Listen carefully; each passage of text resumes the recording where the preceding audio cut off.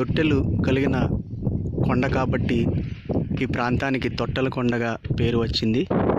ఇది ఈ కొండపై ఉన్న మహాస్తూపం. ఇందులో బుద్ధుని తాలూకు అస్థికలు, వెండే, బంగారు బయన్లు ఇలా ఎన్నో ఇందులో నిక్షిప్తమై ఉన్నాయి.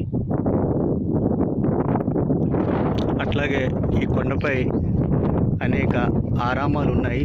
ఇందులో ఆ కాలంలో బౌద్ధ భిక్షువులు ప్రార్థన చేసుకోవడానికి ఉపయోగించేవారు.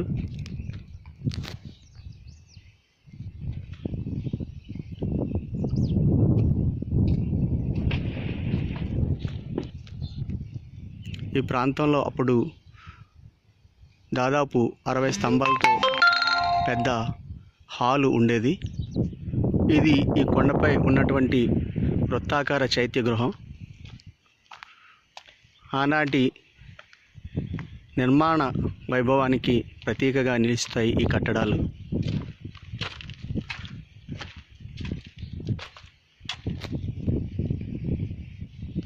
ఈ కొండపై నుంచి మనకి తీర ప్రాంతం అంతా కనిపిస్తుంది. అది ఆ కొండ ఉన్న ప్రాంతం చేపలపాడు ఐఎన్ఎస్ కళింకాగా, దాని తదుపరి కనబడుతున్న ఆ కొండ భీమిలి ప్రాంతం.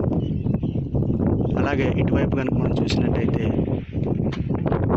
సినీ స్టూడియోకి ఫిల్మ్ సెంటర్కి ఇటీవల ప్రభుత్వం కేటాయించిన భూములు ఇవి ఇంకా వివాదంలో ఉన్నాయి.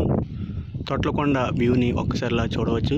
ఇవన్నీ వంటశాలలు, భోజనశాలలు.